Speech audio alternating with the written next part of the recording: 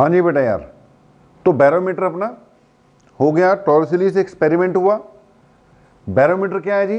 It is a device use to measure atmospheric pressure. ठीक है, barometer में बेटा यूज क्या करते हैं? मरकरी यूज करते हैं। हमने जो यूज किया बड़ा सा कंटेनर था, अब वो बड़ा कंटेनर नहीं होता, एक बिग पाइप होती है बड़े डायमीटर वाली, उसके अंदर इन्वर्टेड एक छोटे डायमीटर वाली होगी, और उसके हिसाब से जो भी है सिस्टम है वो लग जाता है। बाकी वही बात कि जो हम यार बोर्ड पे डिस्कस कर रहे हैं वो बड़ी बेसिक सी बात, किताबी बात है। अब आज की डेट में जितने भी बैरोमीटर मैनोमीटर है वो पूरे के पूरे एन मॉडिफाई होकर यूज होते हैं, लेकिन यहां पर हम बेसिक पार्ट कर रहे हैं उसका।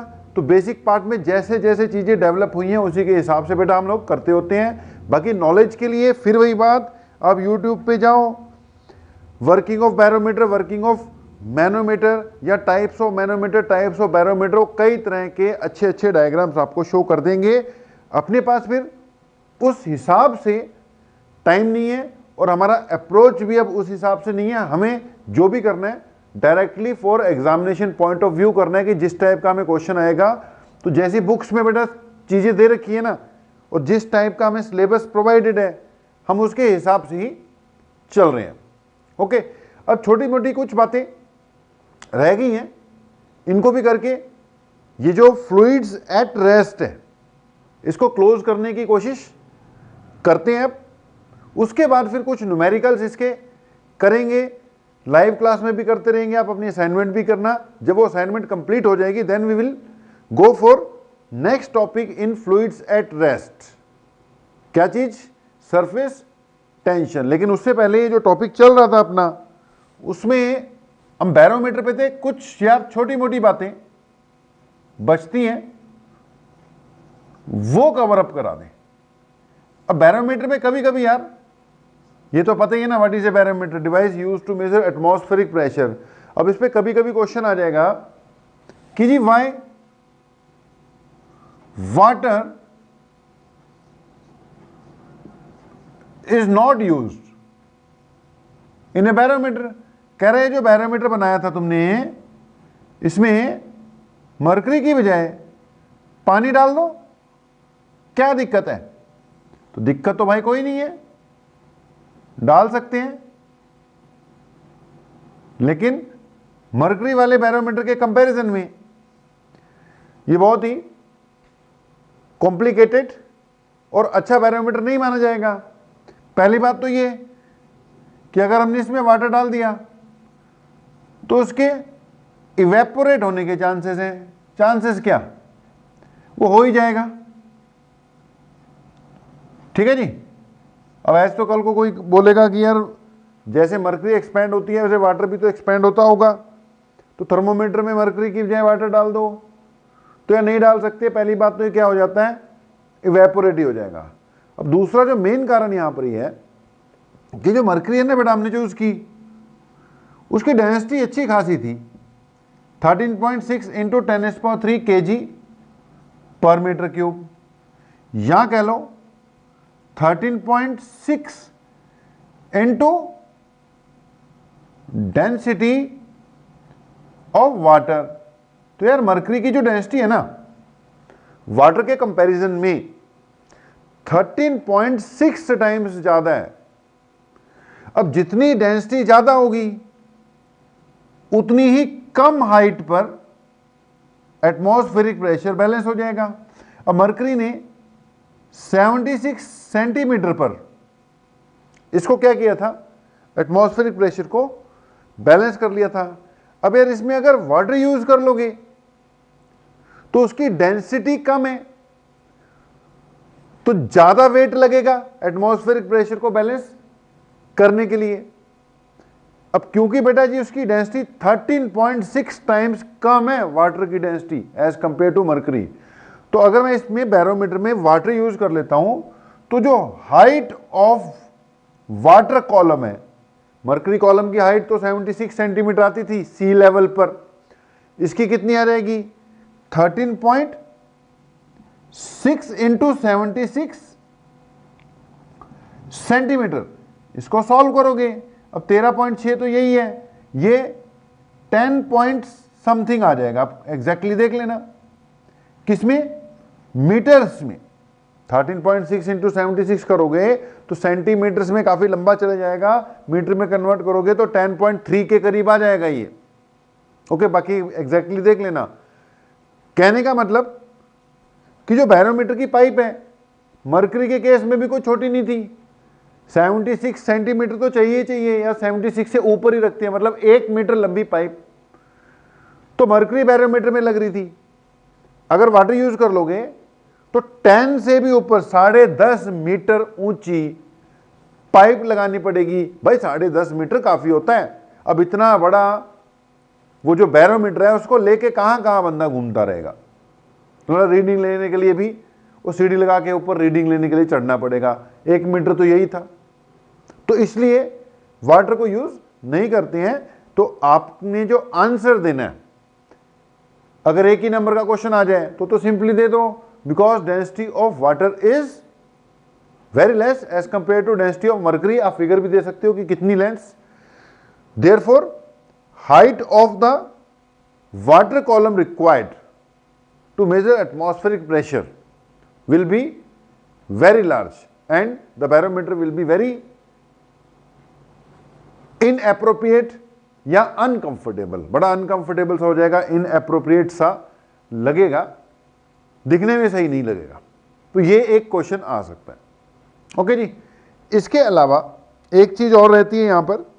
ओके जी, अब यार एक चीज और यहां पर रह गई है, हाइट ऑफ एटमॉस्फेयर कैलकुलेट की जा सकती है, वो भी कैलकुलेट करते हैं।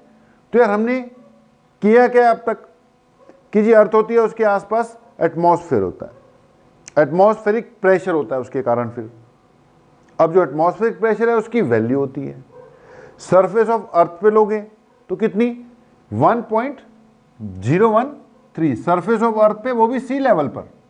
Atmospheric pressure is equal to 1.013 into 10 की पावर 5 पास्कल। अब यहीं पर कई बार ना हाइट ऑफ एटमॉस्फेयर कैलकुलेट करने के लिए आ जाता है कि एटमॉस्फेयर कितनी हाइट तक फैला हुआ है। अब देखो एग्जैक्ट तो नहीं फाइंड कर सकते हम, एवरेज वैल्यू उसकी फाइंड कर लेते हैं कि एवरेज हाइट इतनी है। कैसे फाइंड करोगे? फिर वही बात, ये अर्थ और इसके आसपास क्या है जी, एटमॉस्फेयर है। अब देख बेटा यार, एटमॉस्फेयर जो है ना, उसकी डेंसिटी, जो एटमॉस्फेरिक गैसेस हैं उसकी डेंसिटी नीचे थोड़ी ज्यादा होती है, और जैसे जैसे ऊपर जाते जाओगे उनकी डेंसिटी क्या हो जाती है, कम होती जाती है। यानी जो एटमॉस्फेयर है, एयर है, उसकी जो डेंसिटी है वो हर जगह सेम नहीं है। जैसे जैसे ऊपर जाते जाओगे डेंसिटी कम होती जाती है, लेकिन हमें एक एवरेज सी बात तो करनी पड़ेगी ना। तो ये भी नोट करो, देखो कई चीजें होती हैं वो नोट ही करने वाली होती हैं, टिप्स पे होनी चाहिए। जैसे बातों बातों में आया कि जी वाटर की जो डेंसिटी होती है दैट इज 1 ग्राम पर सेंटीमीटर क्यूब या 1000 kg पर मीटर क्यूब। अब वो भूलने वाली बात नहीं है यार, वो हमेशा जिंदगी भर के लिए क्या हो जानी चाहिए, याद होनी चाहिए, ब्लड में आ जानी चाहिए आपके, कि भुलाए ना भूले। ऐसी मरकरी की density 13.6 times density of water, वो वैसे ही याद हो जाना चाहिए। आपको टेबल तो कोई दे नहीं रहे हैं कि रट्टे मारो, लेकिन कुछ चीजें धीरे धीरे याद हो जाती हैं। उसी तरह से बेटा अर्थ की जो डेंसिटी है वो भी फिक्स सी ही मानी गई है, 1.29 kg पर मीटर क्यूब। कितनी जी, 1.29 kg पर मीटर क्यूब। ये डेंसिटी ऑफ क्या हो गई, अर्थ होगी। इसको याद रख लो, ये एवरेज डेंसिटी है। मैंने बोला यार हर जगह डेंसिटी सेम नहीं होती, इसको क्या मान लेंगे हम, इसकी एवरेज डेंसिटी मान लेंगे। 1.29 kg पर मीटर क्यूब इसकी डेंसिटी। कभी कभी इसको राउंड ऑफ कर 1.3 kg पर मीटर क्यूब भी ले लेते हैं। ओके, अब आपको डेंसिटी ऑफ अर्थ पता है, ये पता है कि इस जगह पर यानी कि एट सी लेवल एटमॉस्फेरिक प्रेशर कितना है, अब इस हिसाब से कि ये जो एटमॉस्फेयर है इसकी हाइट कितनी है वो फाइंड करनी हो तो यार बंदे को ये फार्मूला याद आ जाना चाहिए कि atmospheric pressure is equal to H into rho into g. ये एटमॉस्फेरिक प्रेशर किसके कारण है? एयर के कारण है, एटमॉस्फेयर के कारण है।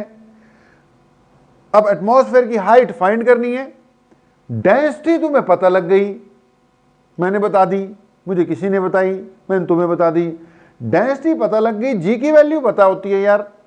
अब जी भी नीचे से ऊपर जाओ तो उसमें चेंज आता रहता है, लेकिन एवरेज वैल्यू 9.8 मान के चलना है, एवरेज डेंसिटी 1.29 या 1.3 मान के ही चलना है। तो यहां से क्या निकाल सकते हो आप? हाइट ऑफ एटमॉस्फेयर भी कैलकुलेट कर सकते हो, एटमॉस्फेरिक प्रेशर पता है, ये क्या आ जाएगा H equal to P A divided by rho into G. Value put कर दे यार, 1.013 into 10⁵ divided by density 1.3 put कर ले चल, 9.8 पुट कर ले चल, इसको सॉल्व कर ले चल, ये आ जाएगा 7951 मीटर अप्रोक्सीमेटली, 7951 मीटर। इसको सॉल्व करोगे तो 7951 आया था, राउंड ऑफ करोगे सॉरी, तो इसको हम 8000 मीटर या फिर इसको हम 8 किलोमीटर मान सकते हैं, 8 किलोमीटर मान सकते हैं। दैट मीन्स हम मान सकते हैं कि जी हाइट ऑफ एटमॉस्फेयर कितनी है, 8 किलोमीटर।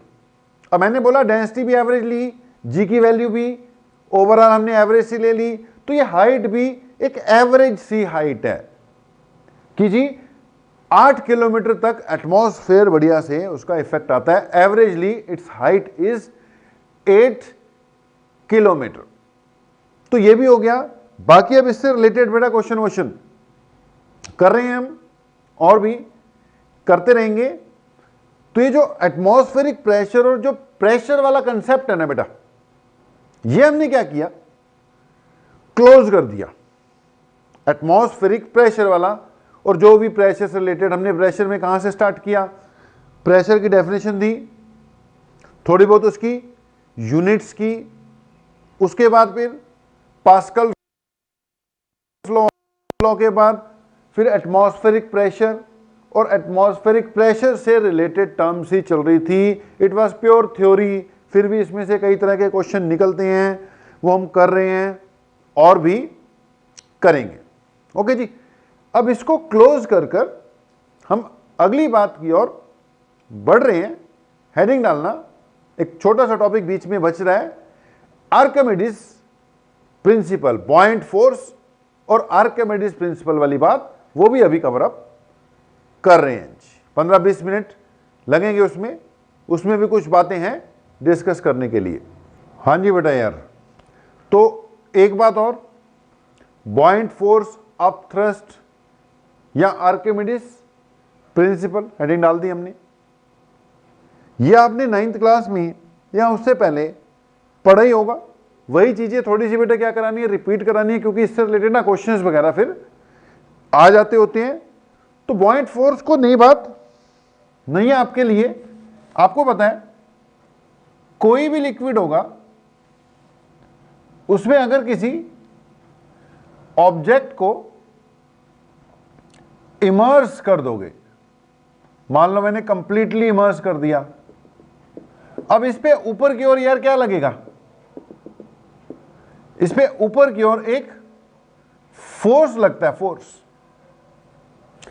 जिससे इसका वेट कम फील होता है। बाहर किसी चीज को पकड़ोगे तो उसका वेट ज्यादा फील होता है, पानी में डुबो दोगे उसको तो उसका वेट यार कम फील होना शुरू हो जाता है। मान लो अपने पास एक बड़ा सा पत्थर, ईंट है यार, ब्रिक, उसमें मान ले तुमने रस्सी बांध दी और ऐसे करके इसको यहां से पकड़ा, अब हवा में लटका के रखोगे, भारी नजर आएगी, पानी में डुबो दे तो इसका वेट कम फील होगा। कारण कि भैया जब हवा में थी तो नीचे की ओर क्या लग रहा था, इसका वेट लग रहा था जो इसको नीचे की ओर खींच रहा था, ओके, अब जब पानी में डुबो देगा तो वेट तो है ये चल, इसको अपोज करने के लिए एक बॉयंट फोर्स या अपथ्रस्ट नाम का फोर्स लगने लग जाएगा, जो कि इसके वेट को क्या करेगा, कम करेगा।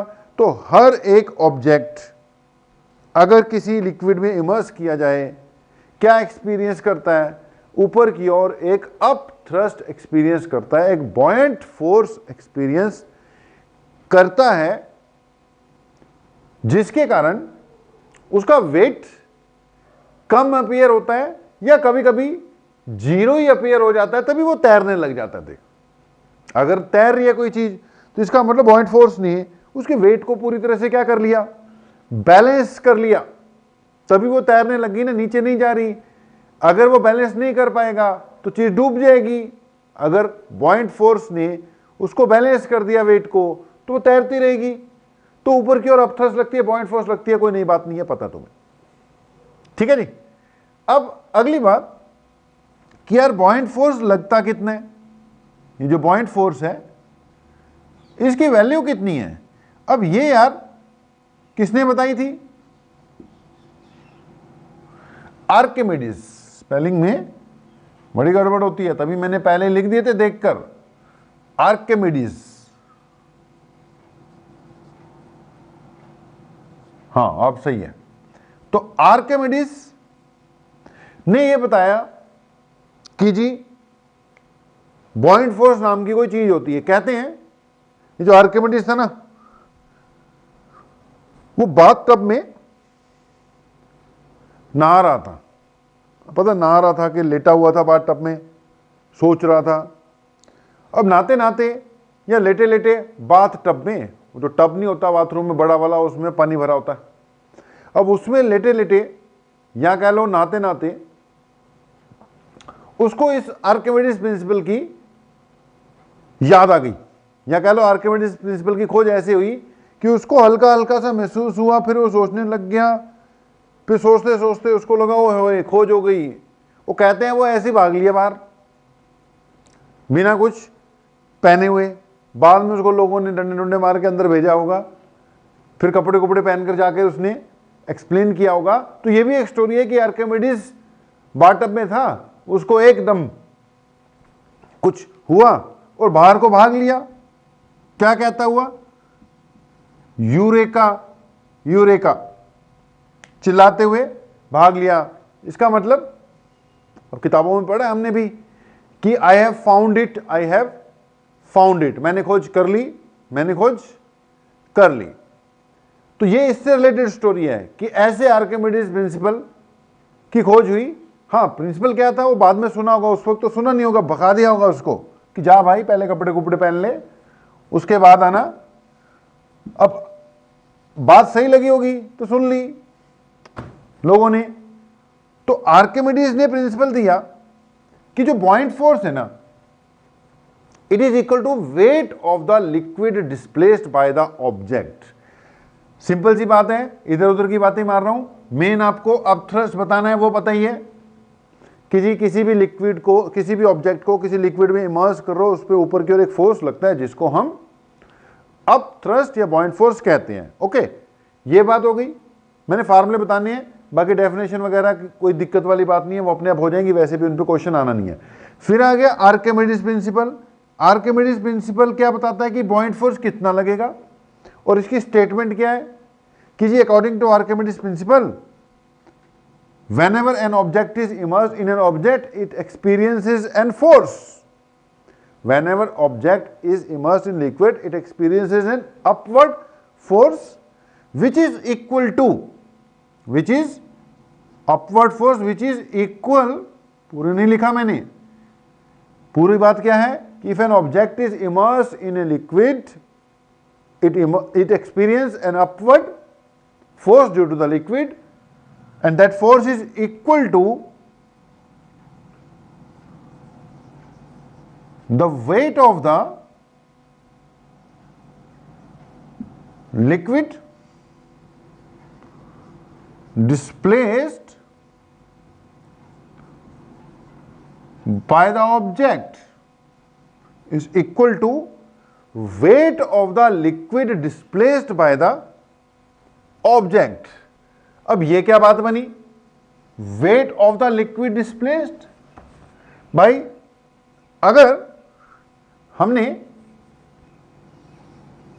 एक कंटेनर में, मान ले कंटेनर यहां तक है,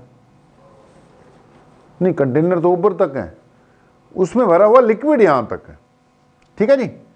तो अगर ये कंटेनर है, इसमें कुछ ना कुछ क्या है भाई, लिक्विड है, तो ये लिक्विड का लेवल हो गया। अब यार इसमें अगर मैं किसी ऑब्जेक्ट को इमर्स कर देता हूं, पूरा या आधा, मान ले मैंने एक ऑब्जेक्ट इसमें क्या कर दिया, इमर्स कर दिया। अब ये बीच की स्थिति है, ना नीचे गया ना ऊपर गया, ओके, इमर्स कर दिया। तो जब यार इस ऑब्जेक्ट को बीच में इसमें इमर्स करूंगा तो लिक्विड का लेवल राइज हो जाएगा।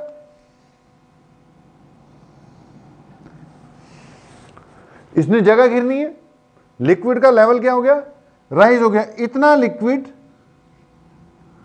ऊपर चढ़ गया, तो इसका मतलब ये क्या है, ये है जी आपका liquid displaced by the object. अब इस ऑब्जेक्ट ने जो जगह घेरी भाई, उसके कारण लेवल ऊपर चले गया। कितने लिक्विड को, ये नीले वाले को इस ऑब्जेक्ट ने क्या किया, डिस्प्लेस किया। अच्छा जरूरी नहीं है सारे डूब जाए, हो सकता है कि कुछ पोर्शन बाहर, ये मान लो तैरता, ये तो इलॉजिकल बात कर दी ना मैंने, तो सारा ना नीचे जा रहा है ना ऊपर जा रहा है, बीच में लटका हुआ है। बीच के एक इंस्टेंट की मैंने क्या की है, मान ले बात की है, ये डूब रहा है, थोड़ी देर में इसने नीचे पहुंच ही जाना है, लेकिन लिक्विड तो डिस्प्लेस कर दिया, नीचे पहुंच भी जाएगा तो भी इस पे बॉइंट फोर्स तो देखो लगेगा ना, तो नीचे फील नहीं होना था, इसलिए मैंने बीच में रख दिया। ये वही कंटेनर है यार। अब मान लो इसमें मैंने ये ऑब्जेक्ट इमर्स किया, अब इतना पोर्शन अंदर है, अब लिक्विड तो डिस्प्लेस इसने भी करनी है, ये पूरा डूब गया तो इस डिस्प्लेस किया, ये आधा सा डूबा तो इसने भी लिक्विड डिस्प्लेस तो करना ही है ना। तो यार ये क्या हुआ, ये हुआ जी liquid displaced by the object. अब इस पे जो बॉइंट फोर्स लग रहा है, जितना लिक्विड डिस्प्लेस हुआ है ना, ये क्या है, लिक्विड डिस्प्लेस्ड। ये जो लिक्विड डिस्प्लेस हुआ है भाई, इसका कुछ मास होगा, मास होगा तो इसका कुछ ना कुछ वेट भी होगा। अब आर्किमिडीज क्या कहता है, buoyant force is equal to, Archimedes कहता है buoyant force is equal to weight of the liquid displaced by the object, weight of the liquid displaced by the object। ठीक है जी। अब ध्यान से सुनना, buoyant force is equal to weight of the liquid displaced, जितना liquid displace हुआ है ना उसका वेट, यानी इस नीले वाले का वेट, यानी इस नीले वाले का वेट। अच्छा वेट इक्वल टू क्या होता है, it is equal to m into g. अब यहां पे m क्या है, mass of the liquid displace, जितना लिक्विड डिस्प्लेस हुआ है उसके मास की बात हो रही है, क्योंकि उसके वेट की बात हो रही है। तो आगे बढ़ो, मास क्या होता है, वॉल्यूम इनटू डेंसिटी, जी तो है ही, मतलब बॉइंट फोर्स किसके इक्वल आ गया, वॉल्यूम इंटू डेंसिटी इंटू जी, वॉल्यूम इंटू डेंसिटी इंटू जी। भाई वॉल्यूम किसकी, जितना लिक्विड डिस्प्लेस हुआ है उसकी वॉल्यूम, जितना लिक्विड, क्योंकि मास किसका, वेट किसका, wait of the liquid displace, तो मास किसका हुआ, जितना लिक्विड डिस्प्लेस हुआ उसका मास। तो भाई वॉल्यूम किसकी हुई, जितना लिक्विड डिस्प्लेस हुआ उसकी वॉल्यूम। डेंसिटी किसकी हुई, जो लिक्विड डिस्प्लेस हुआ उसकी डेंसिटी, यानी डेंसिटी भी लिक्विड की है और वॉल्यूम किसकी है, लिक्विड डिस्प्लेस्ड की वॉल्यूम है, क्योंकि यहां से लेके यहां तक लिक्विड डिस्प्लेस्ड ही चल रहा है। Wait of the liquid displaced, mass of the liquid displaced, volume of the liquid displaced. अब अगली बात, यार जितनी इसकी ऑब्जेक्ट की वॉल्यूम है उतनी वॉल्यूम डिस्प्लेस करेगा ना। उसने जगह घेर ली, कितनी जगह घेरी, जितनी उसकी खुद की वॉल्यूम है। और लिक्विड कितना डिस्प्लेस किया, जितनी उसकी खुद की वॉल्यूम है। तो पॉइंट ये है यार, जितनी ऑब्जेक्ट की वॉल्यूम होती है उतना ही लिक्विड डिस्प्लेस होगा ना। अब यहां पे भी वही बात है, जितनी वॉल्यूम ऑब्जेक्ट की अंदर गई, जगह घेरी उसने, तो उतनी ही वॉल्यूम लिक्विड की डिस्प्लेस होगी ना। तो वैसे तो ये volume of the liquid displaced है, लेकिन ये किसकी इक्वल है, it is volume of the object immersed. तो जब इस फार्मूला को हम यूज करेंगे तो इस फार्मूले में जो V है ना यार, उसको क्या बोलना है तुमने, it is the volume of the object immersed. ठीक है जी। रो क्या है, ये तो फिर डेंसिटी ऑफ लिक्विड है, जी तुम्हें फिर पता ही है। V याद रखना क्या चीज है, it is volume of the object immersed. अगर सारा डूब गया तो सारे ऑब्जेक्ट की वॉल्यूम, भाई सारा नहीं डूबा तो जितना डूबा उतने वाले पार्ट की वॉल्यूम, ये नहीं सारे की नहीं लगा देनी, जितना पार्ट डूबा है लिक्विड के अंदर है, जितनी वॉल्यूम उसने डिस्प्लेस की है, तो उसमें V का ध्यान रखना। V क्या है, volume of the object immersed, जितना अंदर है। बाकी V रो G आपने क्या रखना है भाई, याद रखना है। क्या एक्सप्रेशन याद रखनी है, V into rho into G। Okay, बात खत्म की ये कहकर कि buoyant force is equal to V into rho into G। V rho G, rho क्या है यहां पर, डेंसिटी ऑफ द लिक्विड, और V क्या है यहां पर, volume of the object immersed. जितनी ज्यादा वॉल्यूम होगी बेटा उतना ही ज्यादा पॉइंट फोर्स लगेगा, और जितनी ज्यादा लिक्विड की डेंसिटी होगी उतना ही पॉइंट फोर्स ज्यादा लगेगा। अब आप हिसाब लगाओ, एक ऑब्जेक्ट है उसको आपने पानी में डुबो दिया और उसी को मरकरी में डुबोया, तो यार मरकरी की डेंसिटी वाटर के कंपैरिजन में 13.6 टाइम्स ज्यादा है, तो मरकरी के कारण लगने वाला पॉइंट फोर्स काफी ज्यादा स्ट्रॉन्ग होगा जी। ओके, तो buoyant force equal to V rho G याद रखना, न्यूमेरिकल्स में ये बात काम आएगी।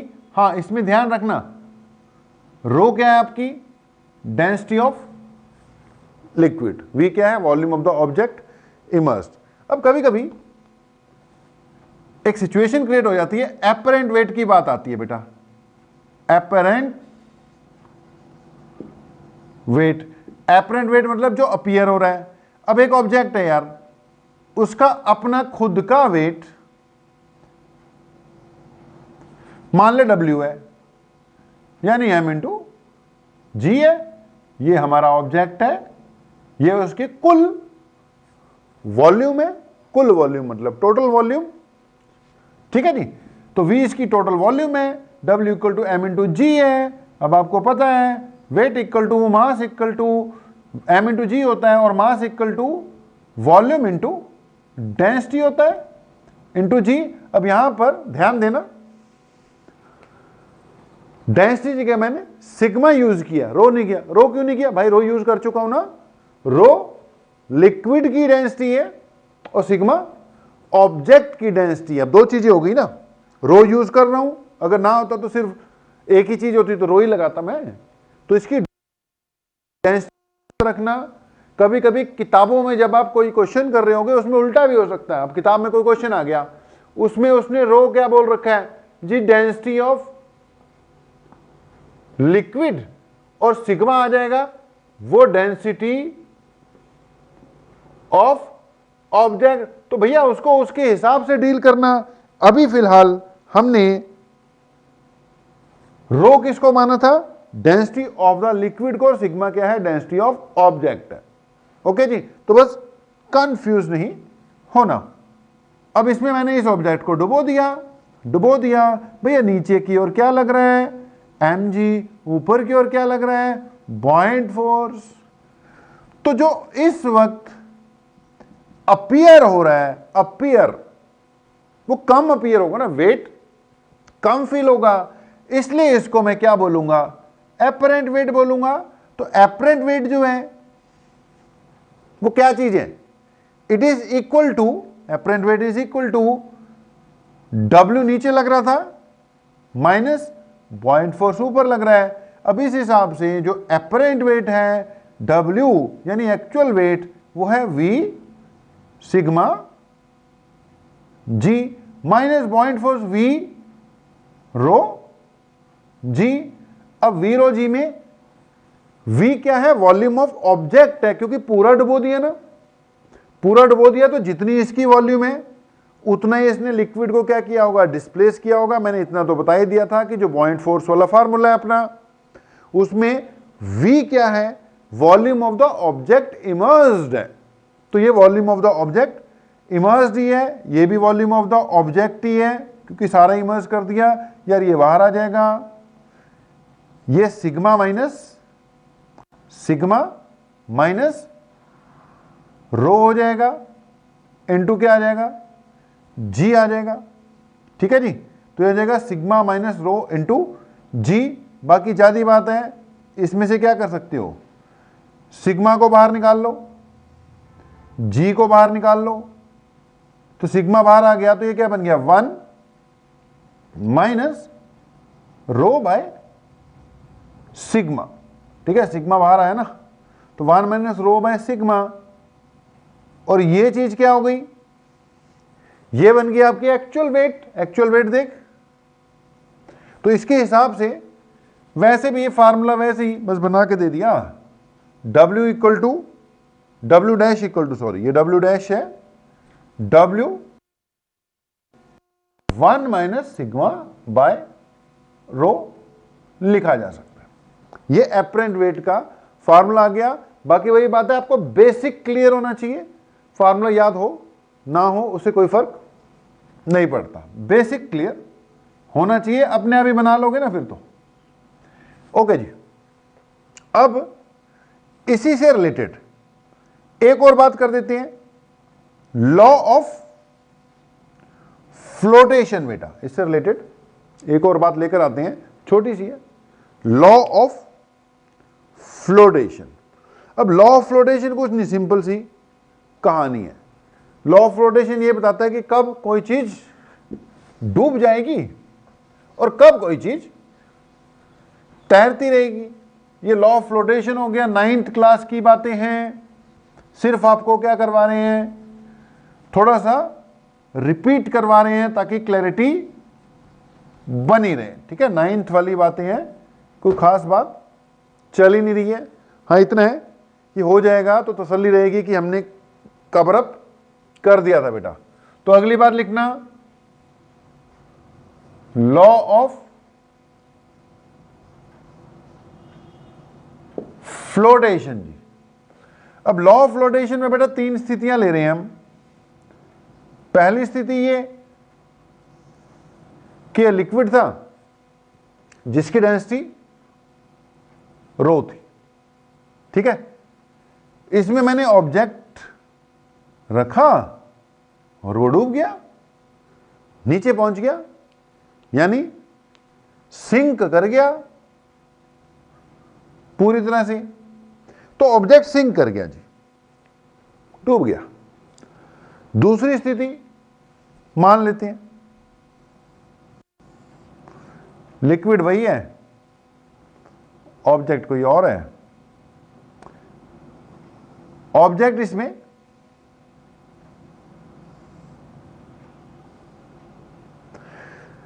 तैरने तो लग जाता है, लेकिन पूरी तरह से डूबा हुआ। ठीक है, फर्स्ट स्थिति क्या थी कि ऑब्जेक्ट सिंक्स, ऑब्जेक्ट सिंक्स। दूसरी स्थिति क्या है, object floats but completely immersed. Float तो कर रहे हैं लेकिन पूरी तरह से डूब चुका है। चलो, इमर्स है but completely, sorry, floating but completely immersed. तीसरी स्थिति भी बना लो यार, तीसरी स्थिति यहां बना लेते हैं। चलो, ये तीसरी स्थिति है कि जो ऑब्जेक्ट है वो तैर रहा है लेकिन सारा नहीं डूबा। अब आपने देखी होंगी कई स्थितियां कि ऑब्जेक्ट है ऊपर ऊपर ही होता है, वो सारा नहीं डूबा होता, थोड़ा सा पार्ट डूबेगा। कई बार वो लकड़ी के पीस नहीं होते बड़े बड़े लट्ठे, उनको पानी फेंक दो, डूबे रहते हैं। ठीक है, वो पूरे के पूरे अंदर डूबे रहते हैं लेकिन सिंक नहीं करते, तैरते रहते हैं बट कंप्लीटली इमर्स होते हैं। ये मान ले तीसरी स्थिति हो गई यार। ठीक है जी। अब इस स्थिति में क्या है, object floats, object floats partially, पूरा नहीं, पार्शियली इमर्स्ड। ठीक है जी। अब सिंपल सी कहानी है, जो पानी है या जो लिक्विड है उसकी डेंसिटी हमने क्या मान रखी है, सिग्मा। ऑब्जेक्ट की डेंसिटी क्या मान ले, सिग्मा नहीं रो, ऑब्जेक्ट की डेंसिटी क्या माननी है, सिग्मा। तो भैया बच्चों वाली बात है, 9th क्लास में पढ़ी होगी, किसी ने पढ़ाई होगी। अगर ऑब्जेक्ट सिंक कर रहा है तो इसका मतलब ऑब्जेक्ट की डेंसिटी लिक्विड की डेंसिटी से ज्यादा हो गई हुई है। सिंपल सी कहानी है। अगर वो सिंक कर रहा है तो इसका मतलब यही है ना कि ऑब्जेक्ट का खुद का वेट बॉइंट फोर्स से ज्यादा था, नहीं रोक पाया वो उसको। अब खुद का वेट क्या था, सिग्मा इंटू इसके वेट इक्वल टू क्या था, मास इंटू mg होता है ना, g तो कट ही जाएगा। तो यहां पे ले पूरा लिख देता हूं, mg greater than buoyant force, mass की जगह क्या था, volume into sigma into g is greater than buoyant force कितना निकाल रखा है, v into rho into g. देख v से v कटेगा, g से g कटेगा, तो आ गया ना सिग्मा माइनस रो। सोचो समझो, डूब गया मतलब उसका वेट बॉइंट फोर्स से ज्यादा है। वेट होता है mg, ये बॉइंट फोर्स से ज्यादा है। मास होता है वॉल्यूम इंटू डेंसिटी, ये वॉल्यूम इसकी और इसकी डेंसिटी इंटू जी, ये ज्यादा है। v से v कट गया, g से g कट गया, इसका मतलब सिग्मा रो से ज्यादा है। तो sigma is greater than rho. Simple सी कहानी, अगर ऑब्जेक्ट की डेंसिटी ज्यादा है तो डूबेगा, पूरा डूबेगा। तो ये एक बात हो गई। दूसरी बात क्या है, ऑब्जेक्ट फ्लोट कर रहा है और कंप्लीटली इमर्स्ड है। अब कंप्लीटली इमर्स्ड, पूरा पूरा फ्लोट कर रहा है, तो इसका मतलब क्या हुआ कि भाई इसको बैलेंस करने में पूरी वॉल्यूम लगी, बैलेंस करने में पूरी वॉल्यूम लगी, तैर रहा है। इसका मतलब जो बॉइंट फोर्स है वो किसके इक्वल है, वेट के इक्वल है। वेट को किसने बैलेंस कर दिया, बॉइंट फोर्स ने बैलेंस कर दिया। बॉइंट फोर्स क्या होता है, ऑब्जेक्ट की वॉल्यूम इंटू लिक्विड की डेंसिटी इंटू जी, और इसका खुद का जो वेट है वो क्या है, खुद की वॉल्यूम, खुद की डेंसिटी इंटू जी। ठीक है जी।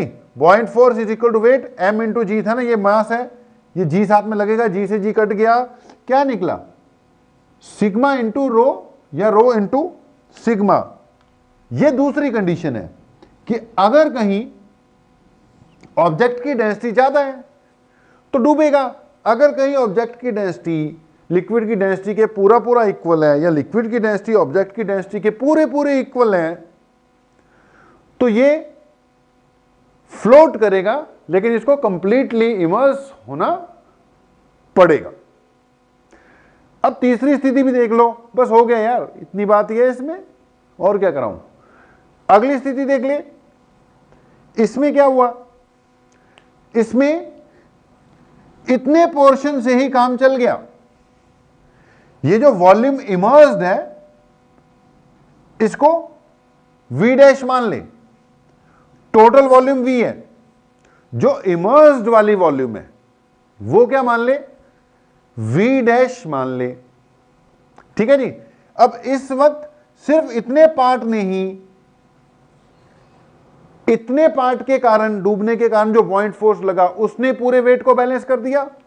अब पूरे वेट को किसने बैलेंस कर रखा है, सिर्फ इस पोर्शन ने बैलेंस कर रखा है।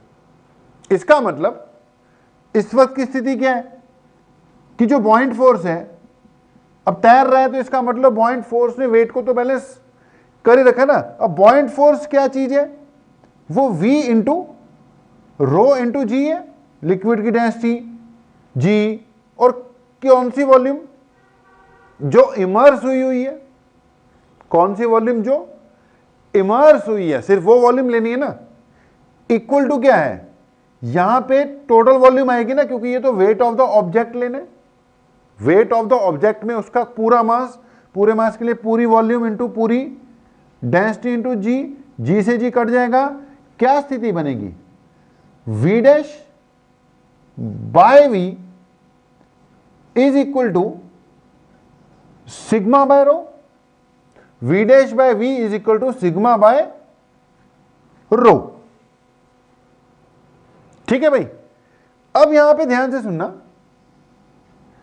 अब हमें पता है पूरा नहीं ना डूबा, V dash is less than V दिख रहा है, पूरा डूबा ही नहीं था, V dash less than V था। दैट मीन्स जो सिग्मा है वो लेस देन रो है। अगर ऑब्जेक्ट की डेंसिटी लिक्विड की डेंसिटी से कम हो गई तो ये स्थिति आएगी, अगर ज्यादा हो गई, सिग्मा ज्यादा हो गया तो ये स्थिति आ जाएगी, पूरी पूरी हुई तो ये स्थिति आ जाएगी। ओके, तो ये चीजें हमें क्लियर होनी चाहिए। ये था अपना लॉ ऑफ फ्लोटेशन। अच्छा, ये जो चीज है इसको फार्मूला बना के रख लो यार, ये वैसे काम आ जाएगा, इसको फार्मूला बना के रख लो। अब इसमें यार जो लास्ट वाला रिजल्ट था ना अपना, जिसमें पार्शियल इमर्स था, उसको यार अलग से याद रख लेना। ठीक है, ये चीज जो है अलग से याद रख लेना कि V dash by V is equal to sigma by rho. यहां पे बेटा V क्या है, ये पार्शियल इमर्स वाला केस था बेटा, कि अगर किसी ऑब्जेक्ट को किसी लिक्विड में डालो और वो पार्शियल इमर्स्ड है, मतलब उसका कुछ पोर्शन, V डैश वॉल्यूम अंदर है, ठीक है, V इनसाइड है, तो इसमें V dash by V is equal to rho by sigma. इस टर्म्स में इसको भी याद रख लेना कि ऊपर क्या है, जितनी वॉल्यूम इमर्स हुई है, नीचे क्या है, total volume is equal to sigma by rho. ये भी न्यूमेरिकल्स में आपके काम आएगा। कई बार इस स्थिति को ऐसे लिख देते हैं, इसको V इन लिख देते हैं, बाहर वाली को V O लिख देते हैं, टोटल को V लिख देते हैं कई बार। तो या तो ऐसे याद रख लो इसको, V dash by V is equal to sigma by rho, या फिर कभी कभी इसको ऐसे लिख देते हैं, V by V dash is equal to sigma by rho. बस ये याद रखना कौन सी डेंसिटी किसकी है भाई, V डैश के साथ हमेशा, V डैश के सामने हमेशा किसकी डेंसिटी आनी है, ऑब्जेक्ट की डेंसिटी आनी है। तो कभी कभी इसको ऐसे भी लिख देते हैं। अब ये जो टोटल वॉल्यूम है ये V डैश है, इसको V डैश को कभी कभी V डैश को V माइनस VO भी लिख देते हैं। ओके, जैसे मर्जी लिखो आप। इस बेसिक पे क्या कर लो, कंसंट्रेट कर लो। न्यूमेरिकल्स में कई फॉर्म में, कई बार वो ना आउटसाइड वाली वॉल्यूम देता है ना कि भैया बाहर इतना है, तो बाहर इतना है तो इस टर्म्स में जाएगा आंसर, कभी कहता है अंदर इतना है तो इस टर्म्स में जाएगा आंसर। लेकिन आप ये वाला बेसिक याद रखो, बाकी बन जाएंगे मौके के हिसाब से, ये बन जाते होते हैं। ठीक है जी, v dash by v equal to sigma by rho. तो ये आर्किमिडीज प्रिंसिपल वाली बात छूट ही जाती है यार, याद आ गई कराते कराते। तो ये भी होगी अपनी कवरअप। तो यार हम फ्लूइड्स एट रेस्ट पर हैं। फ्लूइड्स एट रेस्ट में हमने प्रेशर वगैरह से स्टार्ट करते हुए आपको आर्किमिडीज प्रिंसिपल तक पहुंचाया। अब बारी है इनके न्यूमेरिकल्स की। तो इस पे बेस बेटा कुछ न्यूमेरिकल जो अब इसके ड्यू बनते हैं वो तो करने पड़ेंगे। जब वो कवर अप हो जाएंगे then we will go for next part of fluids at rest, that will be surface tension. उसमें भी ऐसे करेंगे। हमने इसमें क्या किया, पहले सारी थ्योरी करवा दी यार, 2 लेक्चर लगे 3 लेक्चर लगे, हमने इसकी सारी थ्योरी ही कवर अप करा दी। अब थ्योरी कवर अप होने के बाद अब न्यूमेरिकल्स हो जाएंगे। उसमें भी वही बात कि 2 दिन लगे 3 दिन लगे 4 दिन लगे, न्यूमेरिकल तो अब करनी ही है।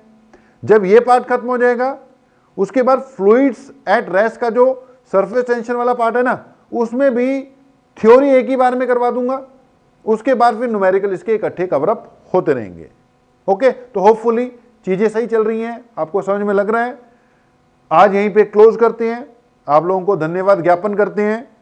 फिर मिलेंगे ब्रेक के बाद। आप लोगों का बहुत बहुत धन्यवाद। Thank you very much.